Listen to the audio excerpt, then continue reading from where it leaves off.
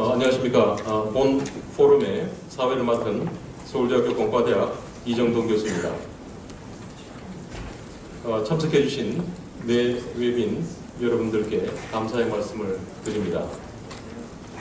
본 포럼은 제조업의 중요성과 앞으로 나아가야 될 방향에 대해서 의견을 널리 나누고자 기획되었습니다.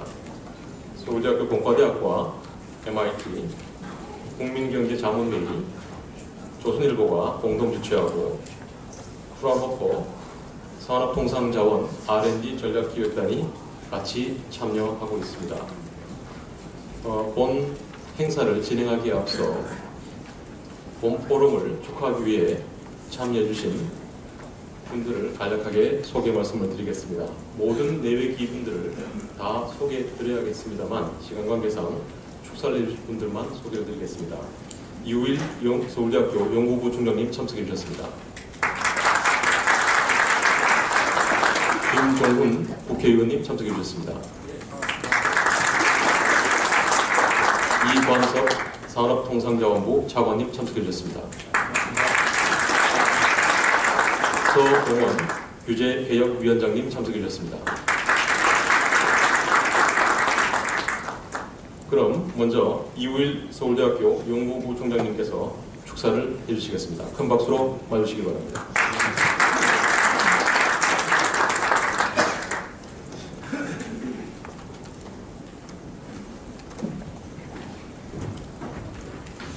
네, 안녕하십니까.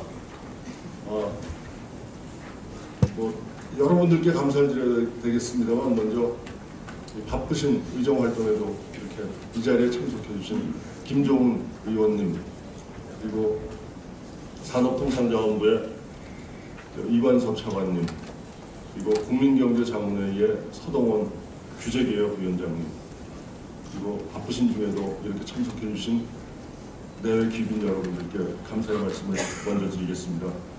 제조업의 미래라는 주제로 국내외 석학분들을 모시고 포럼을 개최하게 된 것을 진심으로 기쁘게 생각합니다. 저희 서울대학교는 21세기 글로벌 리더를 육성하기 위해서 부단한 노력을 기울이고 있습니다. 대한민국에서뿐 아니라 세계를 선도하는 대학이 되기 위해서 세계 각국과 교류 협력을 증진시키고 있고, 또 세계적인 교육과 연구의 중심지로 발전하기 위해서 노력을 경주하고 있습니다. 오늘 이 포럼도 이러한 노력의 일환이라고 생각합니다. 서울대학교는 다양한 학문 분야에서 훌륭한 인재를 양성해서 오늘날 제조업에 기반을 둔 수출 강국인 대한민국의 주역들을 배출하였으며, 그로부터 지금의 우리나라를 만들어내는데 일조를 했다고 감히 말씀드릴 수 있겠습니다. 오늘날 내수 부진이 장기화되고 수출마저 둔화되는 가운데 우리나라 제조업의 실적이 악화되고 있다는 우려가 있습니다. 그렇지만 역사를 돌이켜보건대 기술이나 산업이 후퇴한 적은 없었습니다. 기술은 언제나 진보했었고, 또 선진국들이 최근 다시 제조업으로 회귀하고 있다는 소식은 진보한 새로운 제조 산업이 성장하고 있다는 증거라고 생각합니다. 제조업이 우리 경제의 도약의 발판으로 다시 태어나기 위해서는 현재의 매니팩처링 중심 경쟁력을 미래지향적인 이노베이션 중심 경쟁력으로 탈바꿈시켜야 합니다. 진보한 경쟁력을 바탕으로 지속 가능한 성장과 수출 경쟁력을 높일 수 있는 한국형 제조산업이 필요한 시점입니다. 예전에 이런 말을 들었습니다. 같은 상황이라도 누구에게는 위기가 되고 또 누구에게는 기회가 된다. 기회는 용기와 실천이 있을 때 비로소 구체적 현실이 된다. 오늘 이 포럼이 위기를 기회로 바꾸는 용기와 실천을 만들어내는 계기가 되리라고 확신합니다.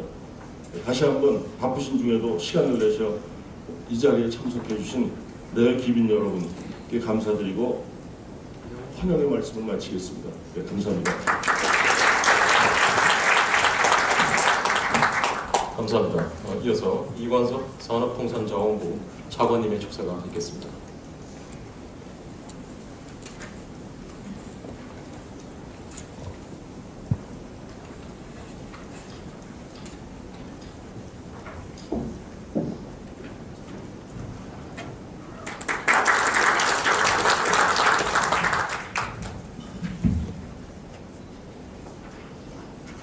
반갑습니다. 저는 산업통상자원부 제1차관을 맡고 있는 이관섭이라고 합니다. 현재 이 자리에 참석해 주신 서울대학교 이우일 부총장님, 그리고 산업통상자원위의 김종훈 의원님, 국민경제자문위원회 소동원 위원장님을 비롯한 여러 석학 여러분들께 감사의 말씀을 드립니다. 저는 오늘 우리 제조업의 미래라는 주제를 가지고 진지하게 고민해보는 의미 있는 자리에서 한 말씀 드리게 된 것을 대단히 영광스럽게 생각합니다. 잘 아시는 것처럼 제조업은 지난 40년간 대한민국의 국부와 고용 창출의 가장 중요한 원천이 되어 왔습니다. 우리가 수차례 겪어왔던 고비고비의 금융위기 같은 역사적 위기 상황에서도 대한민국은 제조업에 굳건한 기반이 있었기에 조기의 어려움을 극복하고 성장세를 이어갈 수 있었습니다. 그러나 최근 들어 우리 제조업의 미래에 대한 걱정과 우려의 목소리가 커지고 있습니다. 다들 아시다시피 최근에 글로벌 저성장이 지속되고 있고 수요가 둔화되고 있고 중국과 같은 경쟁국의 급격한 추격, 그리고 일본의 엔화 상황, 우리 제조업이 처한 해외 건이 만만치만은 않습니다. 또한 세계 각국도 미국이 셰일가스를 기반으로 해서 저렴한 에너지원을 기반으로 제조업을 다시 살리고 있고, 일본 마찬가지, 중국 마찬가지, 세계 각국이 유럽도 마찬가지입니다. 제조업에 대한 중요성을 새롭게 보고 있는 그런 상황입니다. 또 우리 내부적으로도 환경과 노동, 입지 등 여러 가지 규제로 인해서 고비용 구조가 높아지고 있습니다. 그럼에도 불구하고 디자인이라든가 엔지니어링, 소프트웨어 등 소프트 파워의 역량 부족 등으로 시급하게 해결해야 될 문제들이 산적해 있습니다. 다만 우리 제조업의 전망이 어두운 것만 아닙니다. 한중 FTA를 통해서 구축된 글로벌 FTA 플랫폼이 수출 중심의 우리 제조업에 새로운 기회를 불어넣을 것으로 생각을 하고 있습니다. 특히 한중 FTA로 향후 90%에 이르는 품목이 매겨지는 대중 수출 관세의 단계적 철폐는 거대한 중국 내수 시장에 진출하는 중요한 발판이 될 것으로 생각을 하고 있습니다. 정부는 우리 기업들이 글로벌 FTA 플랫폼을 기반으로 더 넓어진 시장을 적극적으로 활용해서 더 큰 성장의 기회가 마련되고 우리 제조업의 근본적인 경쟁력을 업그레이드할 수 있도록 정책적 지원을 계속해 나갈 것을 말씀드립니다. 최근 고용이 대단히 어려운 상황입니다. 제조업의 고용이, 우리나라 제조업의 고용이 독일이나 일본의 제조업의 고용 비중보다 훨씬 적습니다. 다시 말씀드리면 제조업의 고용이 차지하는 중요성이 갈수록 좀 줄어들고 있습니다. 이건 아마 저희들이 대규모 철강, 석유화학, 대규모 장치 산업이 발달해 있기 때문에 고용 비중이 줄어들 수밖에 없습니다. 아까 말씀드린 대로 제조업의 경쟁력이 대단히 취약합니다. 또 금년 들어서 지금 여러 가지 상황으로 겹쳐져 있습니다만은 수출 실적이 마이너스를 기록하고 있습니다. 정부는 이러한 제조업의 상황에 대해서 대단히 심각하게 보고 있습니다. 하지만 저희들이 수년간 고민해 왔듯이 이 제조업을 되살리는 그런 효과적인 방법이 뚜렷하게 나와 있지는 않습니다. 저희들이 지금 하고 있는 여러 가지 규제 완화를 통해서 또 여러 가지 신산업에 대한 그런 지원을 통해서 새로운 제조업을 살리고자 하지만은 소프트웨어나 디자인이나 엔지니어링에 대한 획기적인 지원이 없이는 이 제조업이 처한 위기를 극복할 수 없는 실정입니다. 또 제조업이 세계 제조업의 트렌드가 제조업만으로 되는 게 아닌 것 같습니다. 제조업과 서비스업의 경계가 대단히 모호해지고 또 융합을 통해서 새로운 산업을 만들어 나가는 그런 과정이 있는 것 같습니다. 그래서 우리의 성장 동력을 과연 어디에서 찾아야 하는 데 대해서 정부는 굉장히 고민하고 있다는 말씀입니다. 저희들이 13대 산업 엔진이라든가 여러 가지 산업 분야를 타겟팅해서 지원하는 것도 대단히 중요하지만 가장 정부가 생각하는 기본적인 것은 역시 사람이 있지 않냐 그렇게 생각합니다. 과거에도 그랬듯이 부존자원이 없는 나라에서 이만큼 성장할 수 있었던 것도 결국 사람에 대한 투자가 성장의 원동력이 아니었나 생각하고 있습니다. 지금 우리가 부족했던, 아까 지적드렸던 말씀드렸던 그러한 분야에 대한 끊임없는 기술 혁신과 투자를 통해서 저희 제조업을 업그레이드할 수 있다고 그렇게 생각합니다. 그런 면에서 오늘 이 자리가 앞으로 우리 제조업에 나아갈 방향에 대해서 근본적인 고민을 할 수 있는 중요한 계기가 된다는 점에서 제조업 경쟁력 향상을 위해서 여러 석학님들의 지도 편달과 광범위한 정책 제안에 대해서 저희들이 충분히 검토해서 대한민국의 제조업의 앞날을 탄탄하게 갈 수 있도록 노력하겠다는 말씀을 드립니다. 고맙습니다.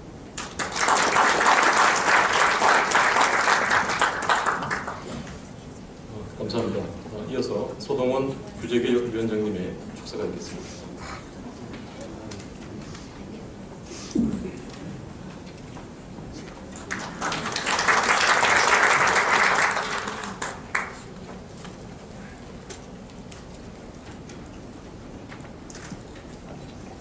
안녕하십니까.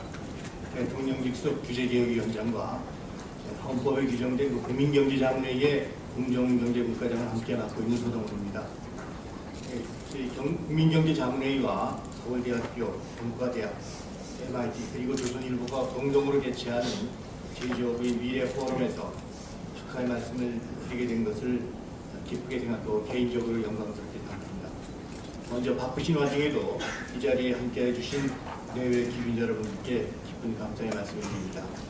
특히 국회 산업통상자원위원회 김정원 위원님, 그리고 산업통상자원부의 이관섭 차관님, 그리고 서울대학교의 이우일 연구부총장님, 멀리 미국에서 오신 MIT의 천정훈 교수님과 동료 교수님들, 그리고 오늘 발표와 토론을 맡아주신 전문가 여러분들 모두께 깊이 감사의 말씀드립니다. 아울러 이번 포럼을 준비하느라고 애써주신 서울대학교 이건우 학장님과 관계자 여러분들께도 감사와 격려의 말씀을 드립니다. 글로벌 금융위기 이후로 세계 각국은 제조업의 중요성을 재인식하고 적극적인 육성 정책을 추진하고 있는 것은 다 알려진 사실입니다. 미국은 셰일가스 혁명을 바탕으로 해서 해외 제조시설을 국내로 되돌리는 리쇼링 정책을 추진 중입니다. 전통적인 제조업 강국인 독일과 일본도 각각 인더스트리 4.0, 산업 재형 플랜 등을 수립해서 제조업 기반을 강화하고 있습니다. 제조업 기반이 크게 약화된 영국조차도 2050년 영국 제조업의 미래를 그리는 프로젝트를 추진 중인 것으로 알고 있습니다. 이처럼 세계 각국이 제조업에 주목하는 이유는 제조업은 직접 고용 창출뿐만 아니라 전방 연관 산업에 미치는 간접적인 고용 창출 효과가 매우 크고 또 양질의 일자리를 제공함으로써 나라 경제의 근간이 되는 중산층 확대에 기여하는 바가 매우 크기 때문입니다. 우리나라는 세계적인 제조업 강국임은 저희들 다 알고 있는 사실입니다. 자동차, 조선, 전자, 석유화학, 철강 등 우리 경제의 주력 산업은 글로벌 경쟁력을 가지고 지난 수십 년 동안 우리 경제를 선도해 왔으며 우리 국민들에게 자긍심을 주고 있습니다. 그러나 최근 우리 제조업은 중국 등 신흥국의 성장과 엔저를 기반으로 하는 일본의 추격 등에 의해서 새로운 도전에 직면해 있습니다.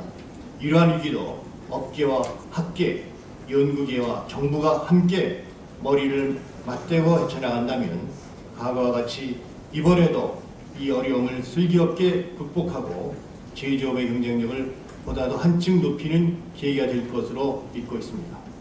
이미 정부에서는 제조업 혁신 3.0 전략 등을 수립해서 제조업과 IT, 소프트웨어, 사물 인터넷 등과 융합을 통해서 제조업의 스마트화, 첨단화를 추진하고 있고 주력 산업의 핵심 역량, 소프트웨어를 강화하는 다각적인 정책을 실시하고 있으며 기업 경영을 제한하는 불합리한 규제에 대해서 특단의 개혁 조치도 역점을 두어서 추진을 하고 있습니다.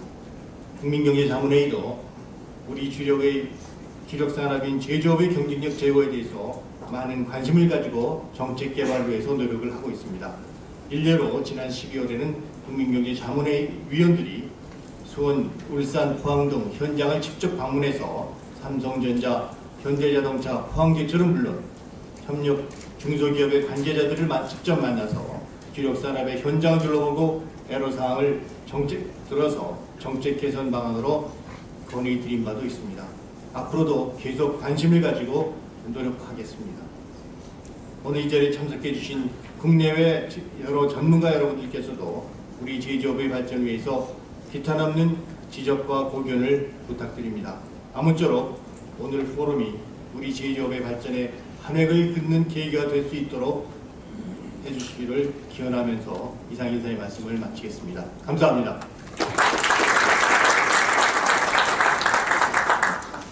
감사합니다. 마지막으로 김종훈 국회의원님의 축사가 있겠습니다.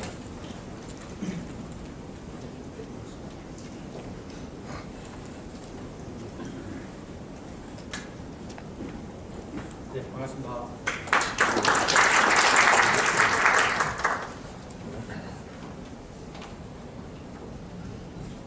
Good morning, everyone. Actually, I prepared my remarks in English, but now that everybody, the previous speakers, spoke in Korean, and as we have simultaneous translation, let me deliver my remarks in Korean.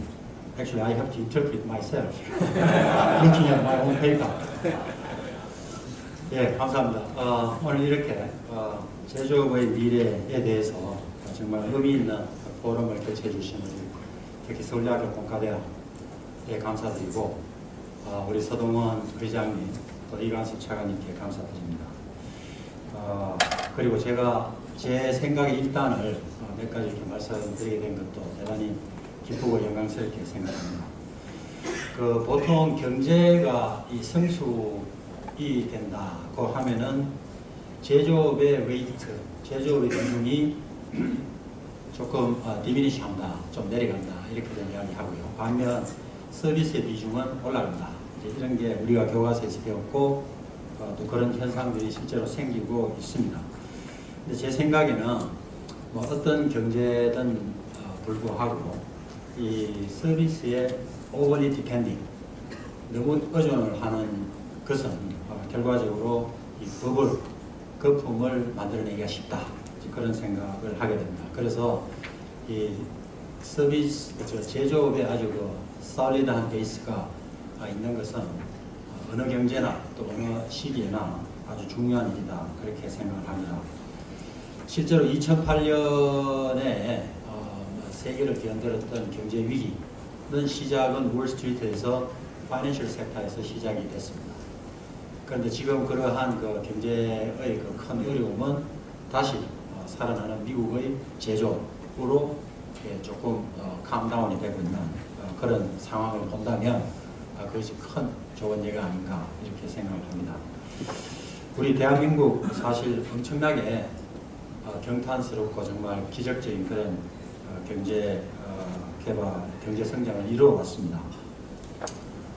완전히 이 전쟁의 폐허에서 지금 랭킹 트레이딩 네이션 오브 더 월드 세계에서 몇째 가는 그런 교역국이 되었습니다. 그런 과정에서 우리 제조업이 정말 중심 역할을 해왔던 것이 사실입니다. 근데 제 어릴 때 하고 이렇게 좀 더 돌이켜보면 저희들 이렇게 수출을 할 때 처음에 가발 수출 많이 했습니다. 근데 그때 가발 아티피셜 헤어가 아니었죠. 우리 어머님, 저 누님들 돈을 벌기 위해서 생머리를 잘랐습니다. 그래서 가발 만들어서 팔았죠. 그러다가 서서히 이제 텍스타일, 또 풋기어, 가멘트 이런 데로 옮겼다가 그 다음에는 헤비 인더스트리, 페트로케미컬 이런 데로 옮겨온 것이 우리 경제 성장의 과정이 아니었나 그렇게 생각이 됩니다. 지금은 엄청나게 팬시한 IT 프로덕트, 또 월드 클래스 오토모빌 이런 것도 우리가 자랑스럽게 만들어내고 있습니다. 저는 경제학 교과서에서 읽었던 몇 가지 구절을 정말 계속 마음속에 갖고 있습니다. 아주 심플한 우리 모든 인간의 가장 기본적인 그런 특징이겠는데요. 우리 머리는 하나입니다. 그리고 입도 하나입니다. 근데 손은 늘 두 개가 있습니다. 특별히 장애가 계시지 않은 분들, 보통 사람의 경우에죠. 근데 이것이 무엇을 뜻하느냐? 우리가 머릿속에 무엇을 생각하든 또 우리가 입으로 무엇을 소비를 하든 결국 두 손을 움직여서 조작을 해야 된다는 것이죠. 그래서 무언가 만들어내고 또 뭔가 행하고 하는 그런 것들이 바로 pleasure of working, 일하는 기쁨, 또 pleasure of making something, 뭔가 만들어내는 기쁨, 또 그것이 바로 pleasure of life, 그게 바로 인생의 기쁨이다. 저는 그렇게 생각을 합니다. 그래서 소비하는 것의 2배만큼 움직여라 하는 것이 바로 하나님께서 우리한테 손을 두 개 준 것이 아닌가 그렇게 생각이 됩니다. 그게 바로 제조업의 기반이겠죠. 그리고 제조업의 출발이라고 저는 믿고 있습니다.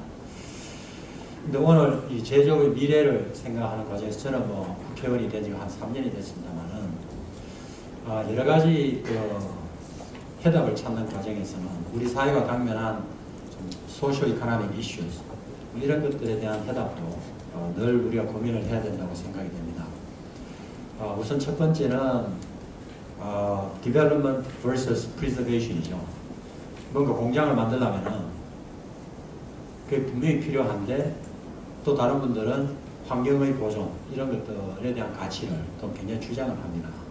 이 두 개 사이의 균형을 어떻게 만들어 갈 거냐 하는 것이 굉장히 중요하고 또 우리 사회에서는 특별히 이 수도권에 대한 규제가 완화되어야 된다는 주장과 그렇게 하면 되지 않는다는 주장이 굉장히 팽팽하게 맞서 있습니다. 여기에 대한 그런 어떤 해법이 있어야겠다는 생각이 첫 번째고요. 두 번째는 경제가 성숙되면서 임금은 계속 올라갑니다. 그럼 생산성의 문제가 생기고요. 공장을 운영하는 사람들은 생산성이 높고 웨이지가 조금 낮은 쪽으로 계속 공장을 이전해 갑니다. 그러면 바로 고용이 한 곳에서 다른 곳으로 이제 도망다니는 거죠. 이러한 형태의 국제화랄까요? 아니면은 경제가 성숙이 되면서 수반되는 임금의 상승, 이런 것들을 어떻게 생산성으로 커버해 나가느냐 하는 게 또 우리가 굉장히 고민을 해야 될 부분이 아닌가 생각이 되고요. 세 번째는 이 큰 회사와 흔히 우리 이야기하는 중소기업 간의 공존입니다. coexistence between big companies and small and medium enterprises 이런 거죠. 근데 보통 이제 중소기업 하시는 분들은 전통적인 affirmative action, 약간의 그런 사회적인 합의에 따른 지원 또는 support 이런 걸로는 시장에서 대기업을 상대해서 컴피트하기가 정말 쉽지 않다. 이런 이야기를 많이 합니다. 여기에 대해서도 아마 사회적인 합의가 좀 있어야 될 것 같습니다. 그래서 이런 것들은 아마 제조업 자체에 내재되어 있는 그런 문제들은 아닙니다만은 우리가 제조업의 미래를 생각한다면은 우리 사회 안에서 우리가 다 고민을 하고 해법을 찾아야 될 그런 이슈들이 아닌가 그렇게 생각이 됩니다. 우리만의 이슈는 아닌 것 같습니다. 많은 나라가 이런 고민을 하고 있는 걸로 알고 있고요. 또 여기에 대한 해법은 결코 쉽게 그렇게 찾아질 것 같지는 않습니다. 마지막으로 최근에 국제 글로벌 이코노미가 다들 어렵다고들 이야기를 합니다. 디벨롭 이코노미 중에는 그래도 미국이 좀 성장 그래프가 위로 보고 있고 또 디벨로핑 이코노미 중에는 인도 정도가 위로 이렇게 그래프가 보고 있고 나머지는 다 옆으로 가거나 조금 밑으로 이렇게 내려가는 그런 그래프를 보이고 있는데요. 어쨌든 이런 전반적인 이코노믹 다운턴 중에서도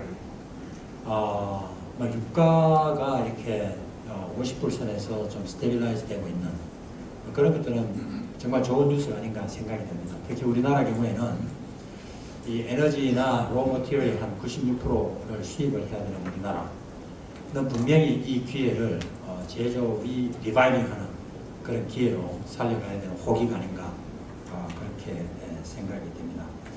그래서 오늘 이 모임이 정말 제가 제기한 이런 소시오 이코노믹 그런 이슈 또 새롭게 생긴 이 기회를 어떻게 살려가느냐 이런 것에 대해서 우리 여러 전문가들의 좋은 그런 아이디어와 비전들이 제시되는 그런 좋은 포럼이 되기를 바랍니다. 경청해 주셔서 대단히 감사합니다. 고맙습니다.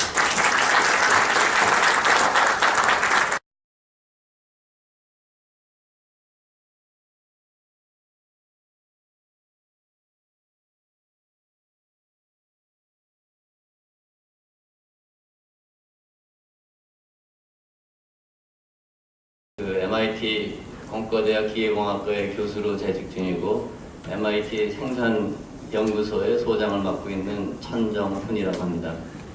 이렇게 바쁘신데도 그리고 아침에 날씨가 굉장히 쌀쌀한 것 같은데 와주셔서 감사드립니다. 저는 싱가포르에서 왔기 때문에 따뜻한 날씨를 갖다 드리려고 했는데 저희 동료들이 그 보스턴에서 아주 차가운 공기를 몰고 온 것 같습니다. 그러니까 얼마 지나면은 그게 평균 돼갖고 따뜻해지리라고 믿고 있습니다. 일단 저희 그 세션이 시작하기 전에 이 포럼을 오거나이즈 하느라고 열심히 노력하신 이건우 학장님, 그다음에 이정동 교수님, 그리고 그 대외협력부의 그 김희선 씨에게 저희 동료들을 대표해서 감사드립니다. 제가 요즘 그 싱가포르에 그 장기 출장으로 와 있는데 그 미국에서 출장 온 그 친구들의 말을 들으면은 아시아로 출장을 오면은 상당히 기분이 좋다고 그럽니다. 모든 게 업비트하고 포지티브하고 그 유럽이나 그 미국에 있을 때보다 자기네가 기분이 상당히 좋다고 그럽니다.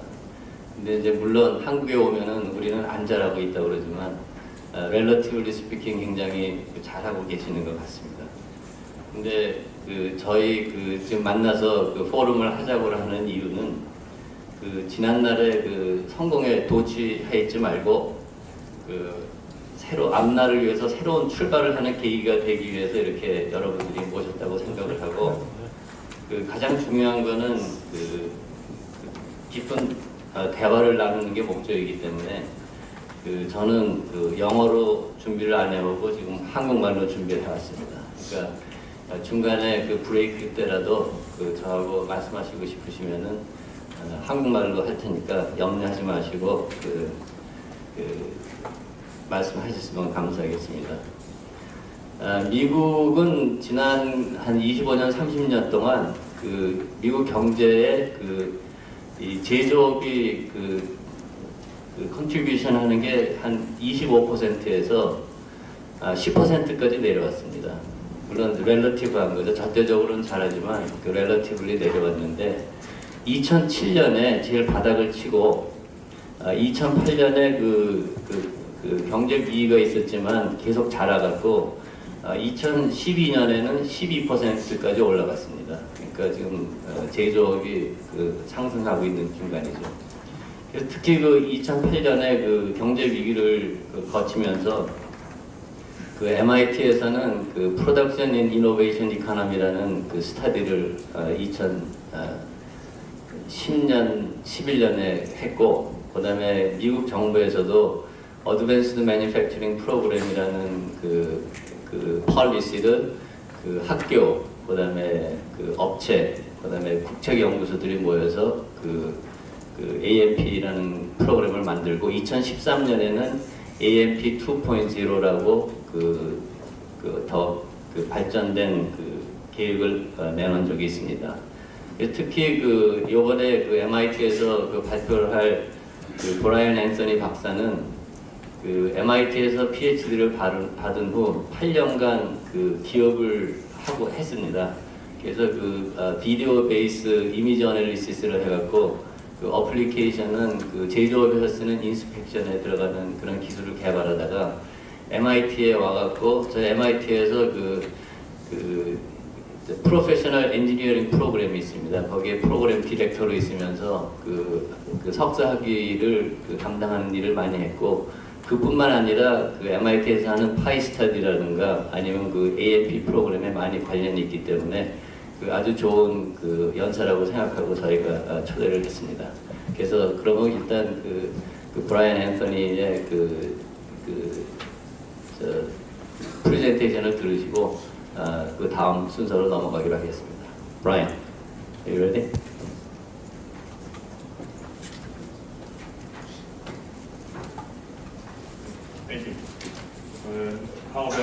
I think I have a few too many slides. I will try to be time efficient here. Yeah, you have 30 minutes. I did not bring nice weather from Boston nor Moscow. I was in Moscow last week, and it was almost as cold there as it is in Boston, so I didn't bring the nice weather here either. In addition to the work that I do with the Master of Engineering and Manufacturing program, I also do a lot of work at MIT in medical device design and medical device manufacturing. And if we have time, I'll talk a little bit about that towards the end. But today, I want to talk about manufacturing, the economic foundation of a vibrant innovation ecosystem, and try to queue up, introduce some of the topics and concepts you'll hear from my colleagues throughout the day. So the outline, first I'll make a few observations, talk a little bit about the innovators in manufacturing, how innovation is measured, and how companies that are innovators in manufacturing, how they're doing. Talk a little bit about the pressures of the changing world, globalization being one of those, the perception of manufacturing being another. And then talk about those challenges in the context of these three reports. Is that better? Talk about those challenges in the context of three reports: the production and the innovation economy, the report from PCAST, that's the President's Council on Advanced Science and Technology, and AMP, both AMP1 and AMP2. And then try to summarize those three reports and some calls to action. So observation one, companies, both big and small, tend to locate or form where they find the best people, the best technologies, the best incentives from a company perspective. Manufacturing is the mechanism by which innovations are rooted in a country's economy. There's a natural tension between the various stakeholders in the manufacturing ecosystem. Government, they're driven to increase jobs, disposable income. Companies are driven to enhance shareholder value. And society, you'd like to think, is driven to increase environmental and economic sustainability and growth. So the economic indicators, if you are an innovator in manufacturing, seem to be good. Let's talk about that. So what is innovation? Often people will mix invention with innovation. There are many definitions of innovation. To simplify it, innovation is making money out of invention. INSEAD has an innovation index that they've developed to take into account these various factors that are critical to turning invention and insight into money, into innovation. So they look at, both for countries and companies, direct investment in R&D, intangible factors such as political stability, workforce stability, education. Look at aggressive patenting, both for countries and companies. Look at excellent university systems, workforce development within universities, and high standards of living, high standards of quality of life and employment. So if you take these innovation indices that have been developed by INSEAD and plot them versus GDP per capita by a number of countries, you see an interesting trend. You see some of the high innovation index countries, Singapore, Switzerland, US, Canada. So a nice correlation between GDP and innovation as measured and computed by this metric. So I want to use this metric that INSEAD has developed to look at the performance of companies that they then classify as being innovative in the manufacturing sector. Before I do that, I just want to put up a slide here that talks about the product development cycle. So if we think of a product, when you're first creating the product, when it's an early stage development, you're doing a lot of product innovation. So you're developing your product, you have a new idea for the product, and your product innovation is very high. At the same time, your process innovation is very high. You're figuring out how to make it.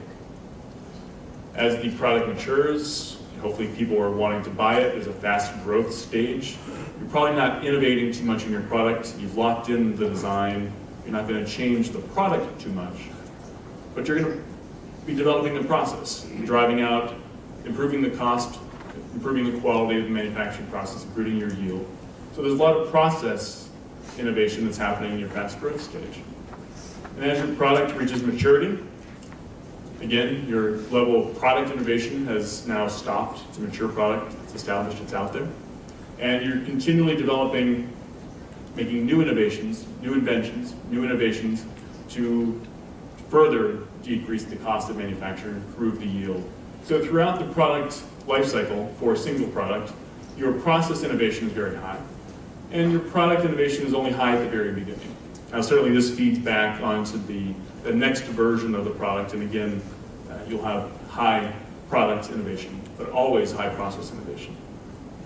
So I know Ellie Sachs will be speaking a little bit about invention and IP strategy later. I don't know the details of this talk, but I put this slide up here. So this is, invention is a piece of innovation. It's part of an innovation strategy, and it's very complicated, as I'm sure we'll hear in the manufacturing space. But this is looking at a number of companies, some of which have labeled. So we have Apple, GE, 3M, and looking at their patent portfolio over a couple decades, and looking at the ratio of patents in these companies that are manufacturing-related patents. This is the codes out of the patenting database. You have companies such as GE and 3M, where there's around 25% of their patent portfolio are broadly classified as manufacturing patents. Then you have companies such as Apple, where very small, less than 5% of their patent portfolio is classified as being in manufacturing. This doesn't tell the whole story. Certainly, it underrepresents the amount of invention and innovation that's happening in manufacturing. Severely underrepresents because companies will keep a trade secret. Right? You'll want to keep that know-how close to your vest. But it's an interesting data point in the sort of the whole invention in the whole context of innovation. So now let's look at this, these innovation metrics developed by INSEAD in the context of some innovation companies. So this is looking at the 2011 Global 100 manufacturing companies and looking at the companies that are rated as innovative by this INSEAD measure in terms of their workforce development, their education, employee retention, and their patenting policy. And what's interesting, we see that the top quartile of these innovative manufacturing companies compared to their Global 100 manufacturing peer group are doing better. They're doing very well. So the innovative manufacturing companies are leading in net income and in market cap. So presumably they're a little bit lagging in revenue, but it's maybe a higher quality of revenue. And investors are recognizing the value of their innovation strategy. So that's comparing innovative manufacturing companies to the Global 100 manufacturing companies. Through the same metrics, looking at the top 10 innovators, the top 10 global innovators in manufacturing companies versus the top 10 R&D spenders as a percentage, top 10 as the percentage of their revenue and how much money they spend in R&D.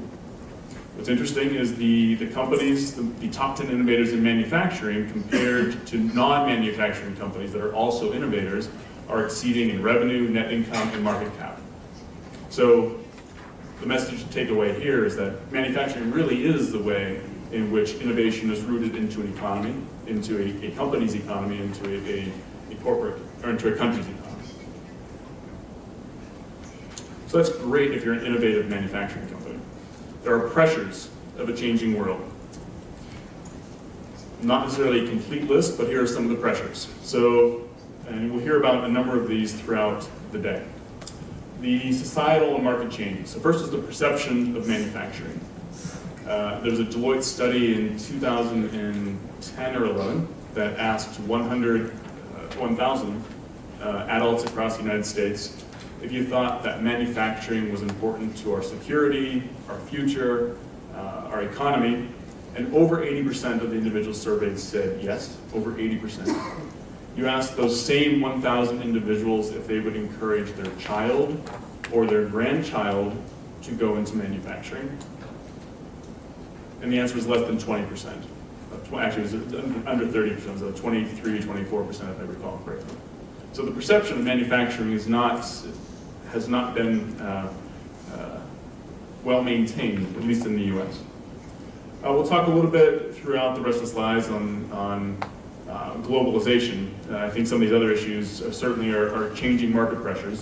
The access to professional capital, the efficiency of professional capital, and we'll talk about that. A little bit on energy costs, education and workforce, Professor Hart will speak about that, and intellectual property. Well, let's look a little bit at globalization, just to frame what's going on in the world. So this is the growth trend in world manufacturing value added from 1990 out to 2013 in constant US dollars. And this line is representative of the developing and emerging industrial economies. So they're doing pretty well in terms of their growth trend in manufacturing value add. The industrialized economies are kind of flat. Is it a problem? Some people don't think so. Drill down a little bit into some specific countries. We see what's happening in China, we see what's happening with Germany, with Japan, and the United States in terms of the share of fractional value, manufacturing value add in the world economy. Let's look at employment. Similar trend for developing countries. So all developing countries looking at manufacturing employment, both sort of full-time, contract, and manufacturing-related services, but just look at it in aggregate. So the level of employment over 1970 down to 2010 has been decreasing in the developed countries. Here's the trend in the US, sharp drops in '96. You see some line fits to the data from 1960 out to current. The trend is quite the reverse in the developing countries. Developing countries and economies in transition, significant trend of growth from 1970 out to 2010. So despite this downward trend in the developed countries' economies, there seems to be a gap. So this is looking at unfilled manufacturing jobs by country. The horizontal axis here is the percentage of employers reporting difficulty finding jobs, and this is the unemployment rate. So we see there's a big gap big opportunity for employment in India. There's a gap in the manufacturing jobs in the US, very low unemployment, and very small number of employers looking for people in China. So even though the trends are decreasing, there still is a gap in some of the developed countries in terms of the fit of the available workforce and labor pool to the jobs that are available. Here, it's completely abstracted, whether it's a technician or an engineer or a plant manager, but broadly looking at manufacturing.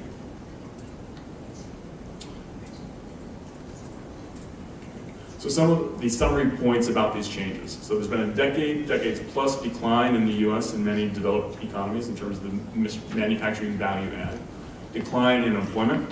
The impact is felt in all states in the US and most developed countries. It's not just an issue of wages. Manufacturing is important to R&D, and the majority of trade is in manufactured products, but the growth of service jobs is not going to close, so the service jobs are not going to close this trade deficit. But some would say that these are problems that we shouldn't worry about. That wages are changing, so that China's wages are rising, and manufacturing will, because of that, redistribute in return.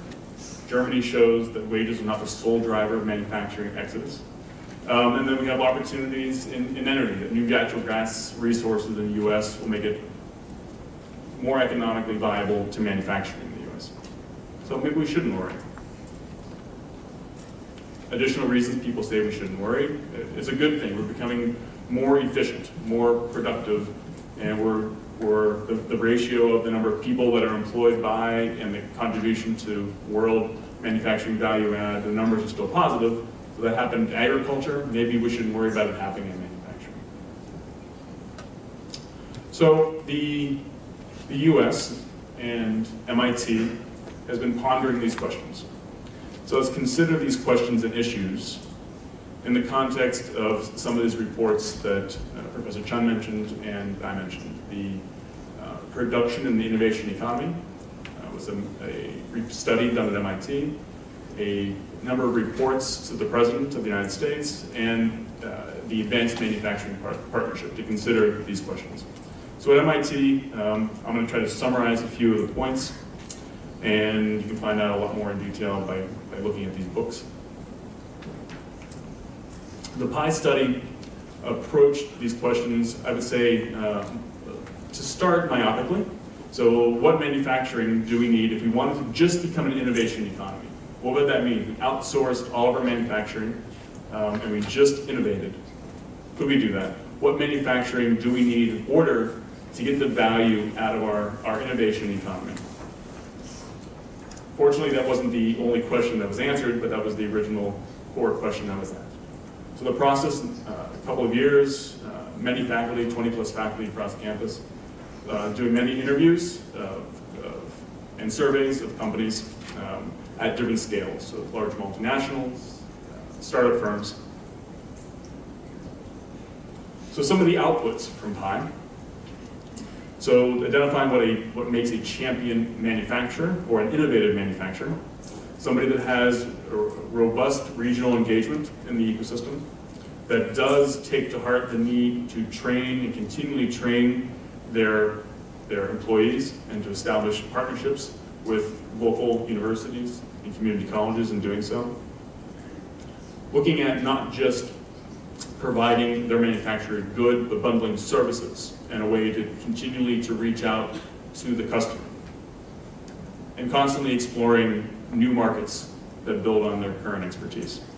So I'll maybe just use one example. This is a local company in Massachusetts that makes tanks.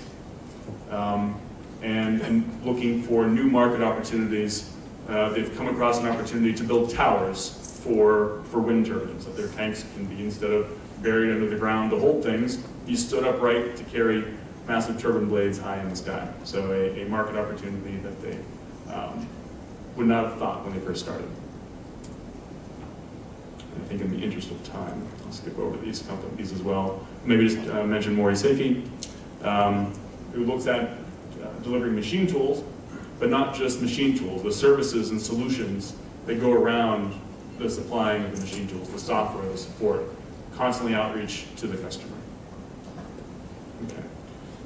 So one of the other outcomes from the PI study was looking at a number of startup companies that came out of MIT over a number of years in the manufacturing sectors and looked at how much money, venture capital, professional capital money, was required to get them from start to an exit or a successful operating positive cash flow working environment.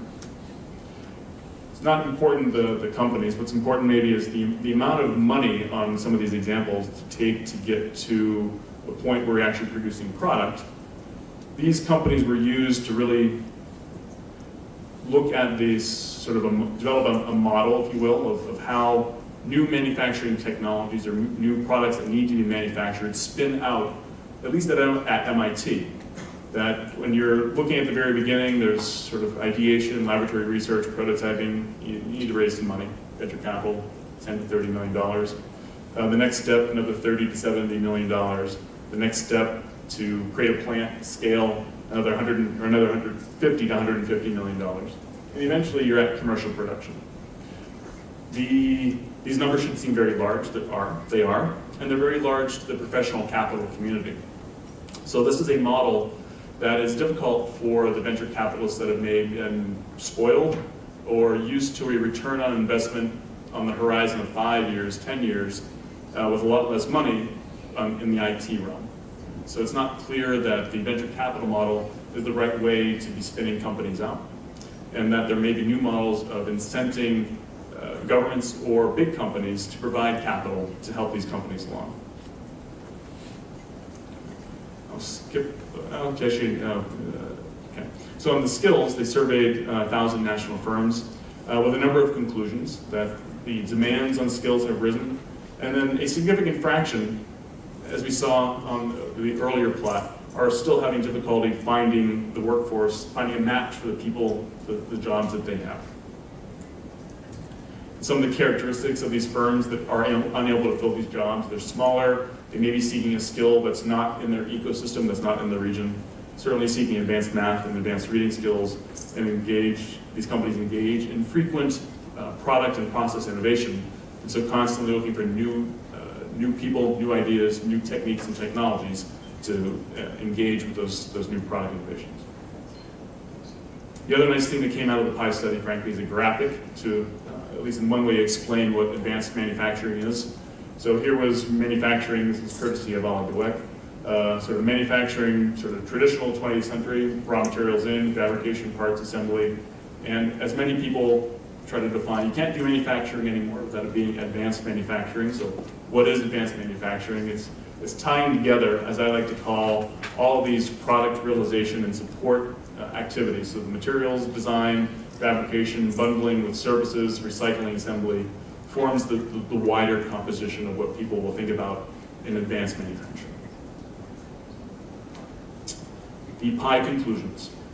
So innovation is enabled by a robust production system that in cases, as we'll see in the next couple of slides, the pressure to, say, outsource manufacturing has hollowed out some of the capital markets. There are market failures that exist, particularly in the area of patient capital, meaning that professional venture capitalists may not have the long-term horizon and ability to invest in a multi-decade investment scenario to get to an endpoint where they're making money. And then the infrastructure for small companies, if you're looking to invest in either software or machine tools, that there is an opportunity to improve the ecosystem and availability in a region to help small companies to not have to outlay the capital to invest in some of these core competencies. That maybe there's a way to share the resources in a region to help startup companies. 5 minutes, okay. So we'll try to skip along some of these slides here. So that was the MIT lens. There is the national lens. A report was given to President Obama in 2011, right around the time that the Advanced Manufacturing Partnership was established. In that report, summarized the critical and important need, the connection between manufacturing, design, engineering, scale-up, and that innovation and product process, innovation and production feeds back on the next generation of products. So there's this notion of clusters, industrial commons, that both within a company and within regions feed on themselves and on each other. The counterexample that's brought up to this industrial commons notion is Apple. I would say Apple is the exception that proves the rule. Apple's put a lot of energy forth to create their own industrial commons, and having very strategic relationships with their OEM suppliers to have that surrogate industrial commons around them globally distributed. So just to put a little more context on the industrial commons, the notion is that if you look at the production chain and you look at the value add in this production chain, manufacturing in terms of the incremental cost, the incremental value is perceived as being small. But it is the linchpin, it's the connector between all these other pieces that are high value add. So if you outsource that critical piece, you forget how to connect to the design and distribution. You forget how to innovate if you were to outsource your manufacturing. I'll skip through some of these slides. I had an Apple slide in there, and I'll just bring up this biomanufacturing side to reinforce that notion of an ecosystem. This is looking at 6 countries in the US. We've split it up in regions. Here's New England, California, the Northeast, but a number of companies looking at biomanufacturing. So looking at the biomanufacturing volume by regions or countries.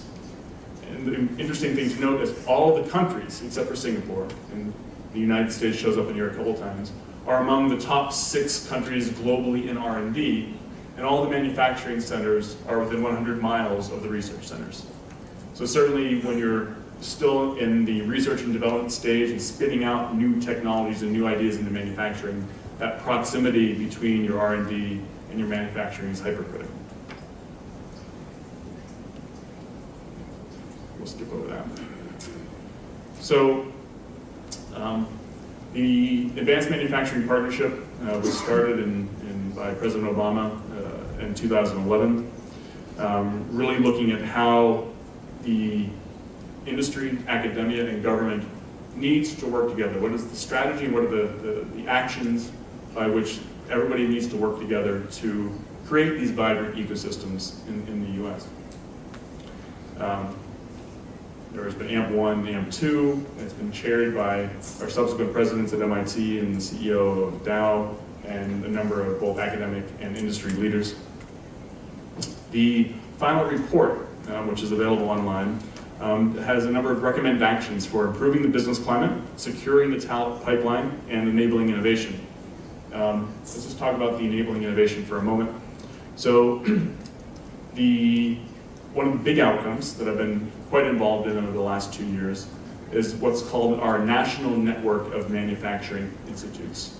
These are institutes that the United States government is investing in somewhat as a venture capitalist, that they're giving us some seed funds for 5 years to build regional clusters of excellence in areas that will bridge the gap between government and university and the private sector, to create places that there's scale-up manufacturing technology, to have regional resources that are available to small companies, to big companies, and to really bridge that gap.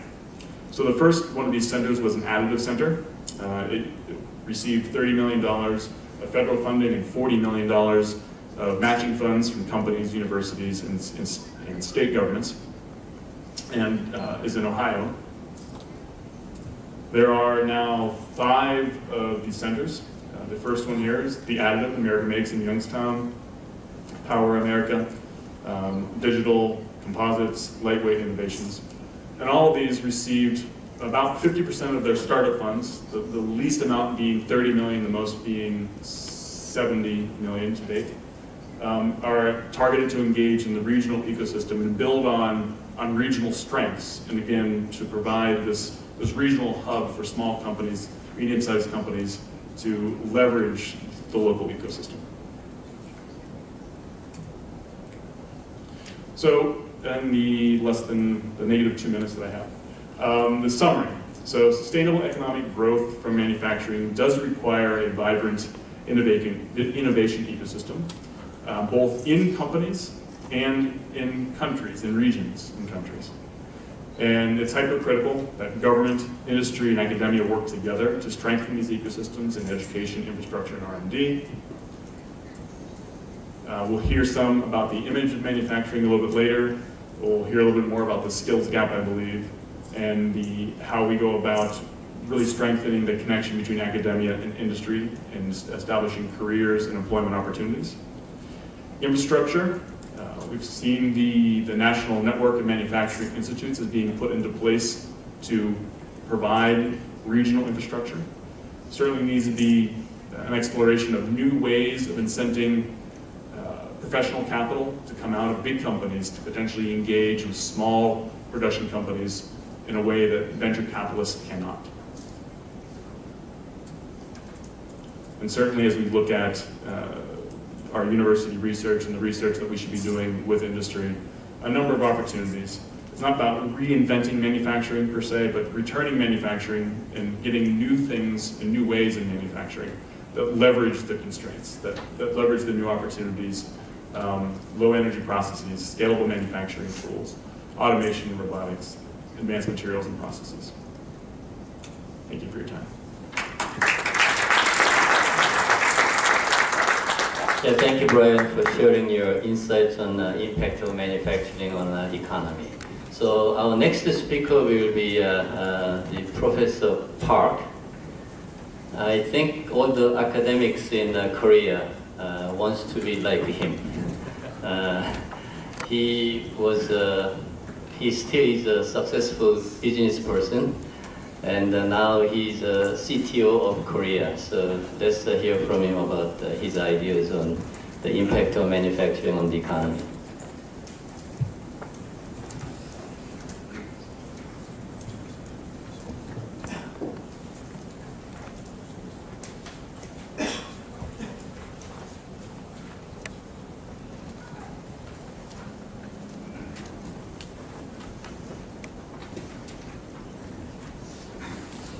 예, 반갑습니다. 우리 아침 이렇게 일어난 아침에 저희 그 제조업 관련된 큰 포럼을 참석해 주신 여러분 감사드리고요. 준비해 주신 우리 이건 학장님 너무 감사드리고 또 우리 천정훈 교수님 귀하게 또 소개해 주셔서 감사합니다.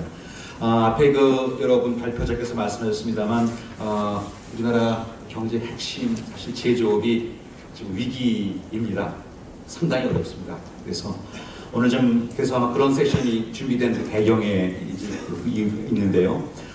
그래서 오늘 좀 말씀은 좀 우리나라 그 제조 관련된 그런 그 팩트들을 조금 좀 말씀 좀 드리고 여기서부터 우리가 브레이크스루 할 수 있는 그런 그 좋은 케이스들이 또 선진적 나라들이 했던 케이스 있습니다. 그래서 그 방법은 이노베이션이고 그리고 그것을 부스팅하는 엔터프리너십, 기업가 정신. 결국 이것이 연결되는 그런 솔루션이 만들어져야 된다는 것을 가지고 말씀을 드리고자 합니다.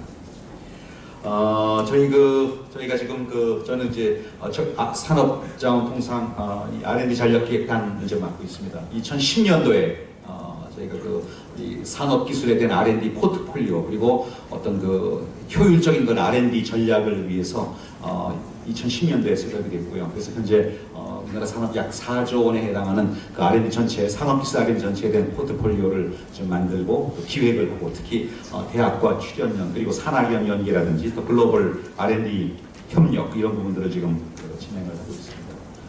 그래서 크게 우리나라 산업을 크게 그 신산업, 에머징 인더스트리 부분 그리고 제조업을 포함한 핵심 산업, 즉 저희가 주력 산업이라고 부르는데 제조업과 관련된 핵심 산업 그리고 또한 에너지, 공공성 있는 에너지 그래서 큰 그 세 가지 섹터를 막론해서 우리나라 산업 전체를 막론하는 그런 그 산업 기술 R&D를 지금 저희 오피스에서 하고 있습니다. 우리나라에 대한 그 이야기는 앞부분에서도 여러분께서 말씀하셨습니다만 사실 우리나라가 많은 나라에서 그 리스펙트 받고 이렇게 레코그나이즈 된 이유는 다른 게 아니라 바로 우리나라 제조업 경쟁력이었습니다. 지난 수십 년간 이루어온 사실은 주력 산업이라고 불리는 정확히 말씀드리면 전부 다 제조업입니다. 그런데 이제 이 제조업이 위기다라는 얘기를 드리고자 하는 겁니다. 위기 핵심은 두 개입니다. 하나, 너트크래커입니다. 미국을 비롯한 기술 선진국과의 갭, 그리고 중국으로 대표되는 후발국 그 사이의 갭 사이에서 너트크래커 폴시 점점 더 세진다는 겁니다. 갭이 작아진다는 거죠. 그래서 지금 현재 미국을 비롯한 대표적으로 미국을 얘기했습니다만 한 1년 내외 중국하고 차이가 더 빠르게 지금 좁혀지고 있습니다. 1년 내외입니다. 평균적으로. 2000년도에 상당히 그리고 또한 그 당시에 사실은 우리 기술력 또 갭을 얘기할 때 제일 중요한 대외 경쟁력이죠. 수출 경쟁력인데 1등 상품 중국 690개 우리나라 87개 했던 것이 10년 후에 중국은 2배로 컸는데 우리나라는 30%가 다운이 됐습니다. 그리고 이 숫자가 더 줄어드는 상황 가운데 있습니다. 2012년 데이터입니다. 우리나라 세계 시장에 메이드 인 코리아로서 세계 시장에서 1등하는 물건들이 몇 개인가 보면은 우리나라가 지금 64개입니다. 64개가 수적으로 많이 모았습니다. 실질적으로 중국이 1,400개부터 시작을 했어요. 중국, 독일, 미국, 일본, 이탈리아 우리가 많은 선진국들이 좀 앞에 포진하고 있고요. 그 다음에 여기 보시면 홍콩 사실은 굉장히 작은 도시국가인데 우리보다 많습니다. 64개인데 이 64개가 과연 또 견조하냐? 64개를 바짝 쫓아오는 2등으로 쫓아오는 나라들을 봤습니다. 그랬더니 중국이 12개, 미국이 8개 비롯해서 약 한 30개 정도가 바짝 턱에 차 있다. 즉, 요즘 말로 젊은 사람들은 꼴까닥 한다 이거죠. 꼴락꼴락하고 있다는 얘기죠. 한 반 정도 흔들리고 있다. 이게 지금 현재 우리 제조업 경쟁력의 팩트입니다. 바로 최근 데이터입니다. 무역협회에서 1년에 한 번씩 무역의 날에 수출에 탑을 줍니다. 그래서 지난 바로 12월에 발표된 무역협회 데이터인데요. 우리나라가 1조 달러를 얘기하고 있습니다. 무역 규모 1조 달러를 얘기하고 있는데 지금 우리나라 1등 하고 있는 삼성전자가 750억 불입니다. 그럼 2등쯤 되면 뭐가 있을까? 한 600, 500 있을 것 같죠? 예, 100억 불입니다. 그 다음에 없고요. 50억 불 하나, 40억 불 하나, 10억 불 하나 이렇습니다. 그러니까 뭐 어떤 그림인지 아시겠죠? 그래서 대충 뭐 한 1억 불 정도까지 봤어요. 1억 불이라 1,000억 원입니다. 여기까지 해야 우리나라 100개가 안 됩니다. 우리나라 500만 개 지금 기업 중에서 100개도 채 안 되고요. 그 다음 100만 불 10억 원입니다. 정말 뭐 큰 돈 아니죠. 우리 뭐 연구하시는 분도 많습니다만 뭐 10억 원 얘기 10억 원 정도 수출하는 회사가 우리나라 다 1,400개밖에 안 됩니다. 1조 달러를 얘기하고 글로벌 경쟁력을 얘기하고 지금 수출로 먹고 살아야 되는 나라의 지금 산업 현실이 이런 겁니다. 아주 심각한 겁니다. 그런데 문제는 아까 말씀드린 것 같이 이런 기업들의 그 경쟁력이 지금 다 떨어져 간다는 겁니다. 너크레카 영상에서 넘버 프로젝트에서 줄어들고 있다는 겁니다. 아주 비참한 숫자죠. 너무 빈약합니다. 뭐를 해야 되는지 명확하게 좀 나와 있습니다. 그 다음에 이제 우리나라가 지금 무역 흑자를 기록하고 있습니다. 사실 상당히 많은 부분을 대중 무역 흑자를 중국과의 무역 흑자를 통해서 극복하고 있고 사실 중국을 빼면 무역 적자입니다. 그 중에 가장 큰 무역 적자가 대충 일본하고 일어나는데요. 여전히 200억 불 무역 흑자를 지속적으로 한 20년간 유지하고 있습니다. 정말 변하지 않습니다. 우리나라 경제 개발, 경제 성장 그리고 지금까지도 지속적으로 오히려 늘어나면 늘어나지 줄어들지 않은 것이 대일 무역 적자인데 지금 보시면요. 제가 여기 그래서 1,000억 원 이상이면서 우리나라가 일본의 50% 이상 수입하는 것이 뭔가를 봤더니 심지어 100% 이러는 것도 있어요. 100%, 90%. 이게 뭐냐면 이거 철강 석유화학이고요. 이거 반도체입니다. LCD, 디스플레이, 철강, 자동차.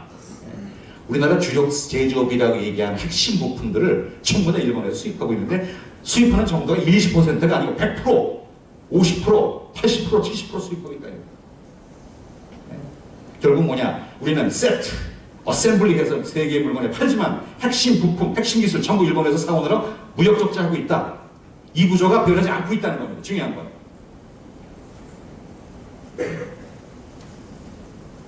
이런 상황에서 이제 지금 우리나라 경제 가장 큰 문제가 뭐냐? 고용입니다. 고용은 아까 우리 앞에서 우리 발표에서 말씀하신 사실은 제조업 그리고 제조업 관련된 서비스에서 가장 많은 고용을 창출합니다. 여기 보시면 지금 우리나라 고용의 가장 핵심이 지금 이겁니다. 지금 전 세계에서 우리 좀 잘하고 있는 나라들 뭐 미국, 우리 독일이나 일본 이렇게 해서 미국도 여기 좀 잘해가지고 없어서 넣지 못했습니다만 사실 비교해서 지금 뭐가 없느냐면 지금 고용이 대단히 약한 특히 이 홀이에 해당하는 정말 혁신적인 역량을 갖고 있는 홀이에 해당하는 중소기업과 중견기업의 그 고용량이 대단히 약하다는 거예요. 왜? 기업이 없기 때문에 그렇습니다. 불안한 정말 대기업 몇몇 개에 의존하는 이런 고용 구조와 산업 구조를 갖고 있다. 독일하고 일본에 비해서 정말 비난거예요. 1, 2년 후에 경쟁이 어떻게 될지 모르는 혹시 경쟁력에 문제가 생기면 혹시 갤럭시에 문제가 생기면 혹시 현대 소나타에 문제가 생기면 어떡하나. 이게 바로 이런 위기입니다. 바로 살얼음판이라고 할 수 있죠. 이게 우리 구조 그렇습니다. 이런 것을 타개하고자 R&D를 합니다.